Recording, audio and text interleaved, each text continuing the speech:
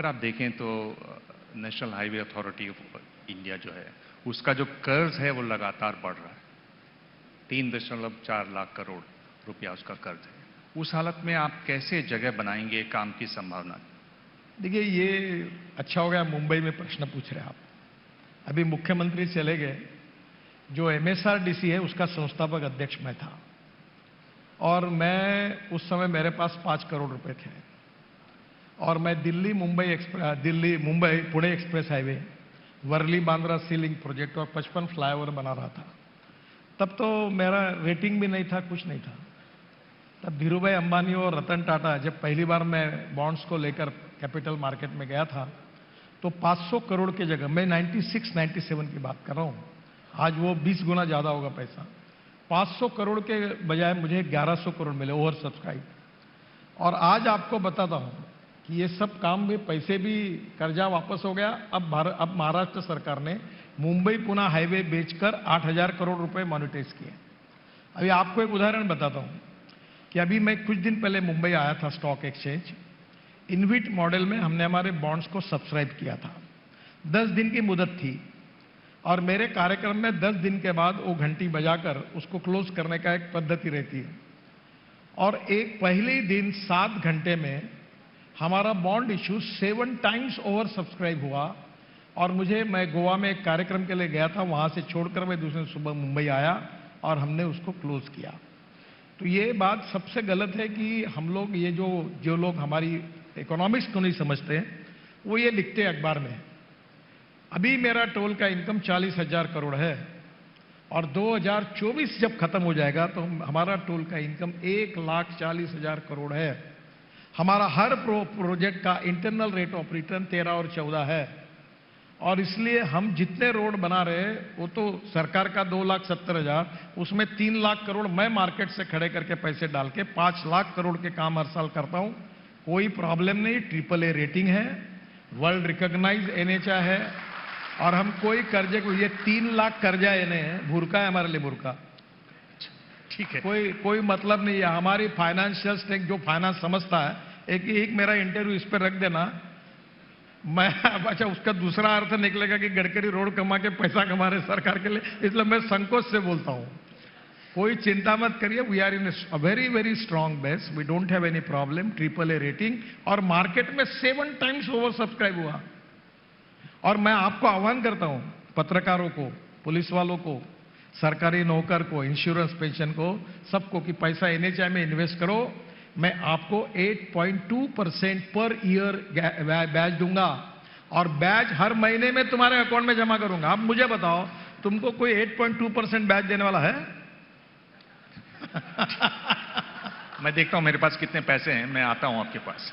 मैं पर एक बात पूछ रहा हूं गडकरी जी, इस पर आपको सफाई जरूर देनी चाहिए। ये खबर छपी कि आप जिस तरह से सड़क नापते हैं, यानी अगर आपने 6 किलोमीटर लंबी सड़क बनाई, 2 लेन की बनाई तो आप उसको 12 किलोमीटर मान लेते हैं, 4 लेन की बनाई तो वही 6 किलोमीटर लंबी सड़क जो है वो 24 किलोमीटर हो जाती है। कैसे नापते हैं? इस पर एक सफाई जरूरी है आपकी तरफ से।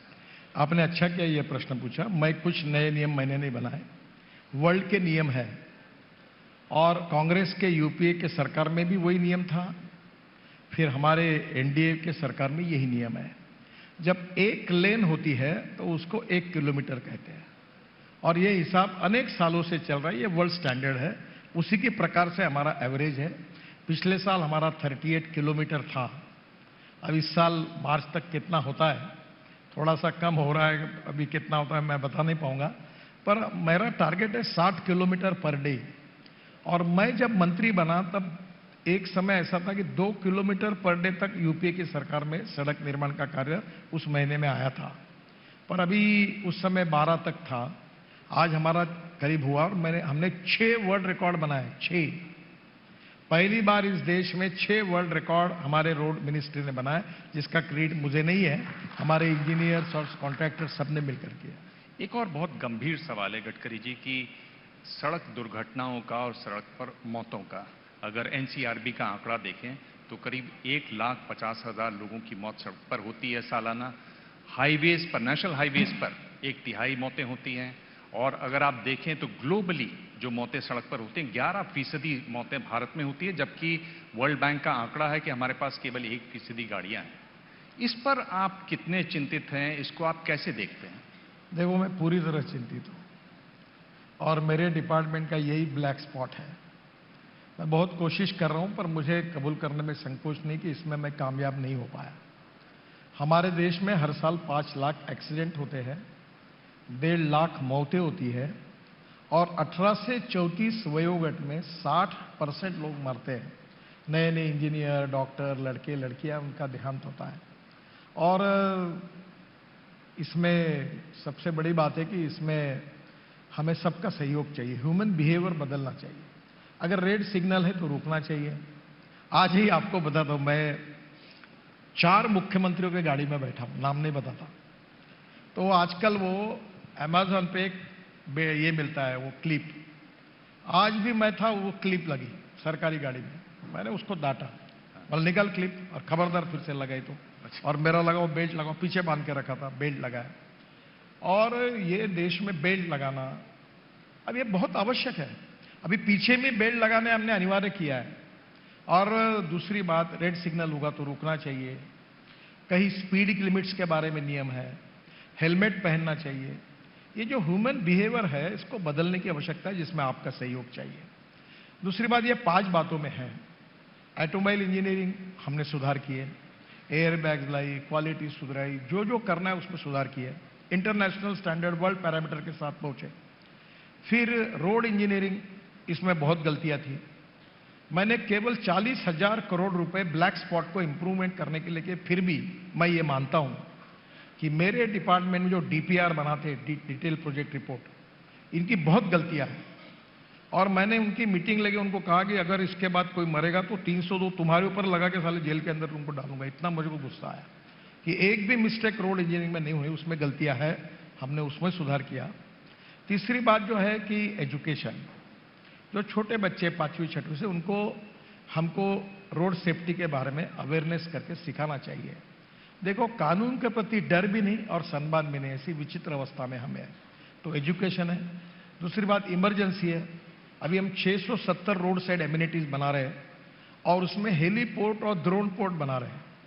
अभी वो दिन दूर नहीं है कि 4 लोग ड्रोन में बैठेंगे, उड़ेंगे और हवाई एयरपोर्ट उतर जाएंगे। अभी मैंने एक लॉन्च किया, 200 किलो का माल उठाकर जाता है। अभी चेन्नई का एक हार्ट इंस्टीट्यूट है, लंग्स और हार्ट को ट्रांसप्लांट करता है। वो एयरपोर्ट पे लंग्स और हार्ट आने के बाद ट्रांसप्लांट करने के लिए वो ड्रोन से उठ के उनके हॉस्पिटल में जाता है। तो पहली बात, हम लोग इमरजेंसी जो है वो करनी चाहिए। फिर इन्फोर्समेंट जी, अब कानून पे फाइन भी बढ़ा है, नया हमने एक्ट भी लाया। अब लोगों का फिर भी ऐसा बिहेवियर है, कोई चिंता ही नहीं करता, कोई बेल्ट नहीं लगाता, कोई हेलमेट नहीं लगाता, ऐसी गाड़ियां चलाते हैं। तो मुझे लगता है हम सब मिलकर, ये बात बिल्कुल जरूरी है और आपकी सही है कि we are highest in the world जी, और 1.5 लाख लोगों की मौतें होती है और 3 लाख लोगों के हाथ पैर टूट जाते हैं और 3.42 जीडीपी का नुकसान इसके कारण होता है। पर हम लोग कोशिश कर रहे हैं। मैंने तो तय किया था कि 2024 तक हम 50% एक्सीडेंट और डेथ कम करेंगे, पर दुर्भाग्यवश उसमें ज्यादा कुछ कमी नहीं हो पाई। हम जरूर कोशिश करेंगे, आप सबका सहयोग मिलेगा।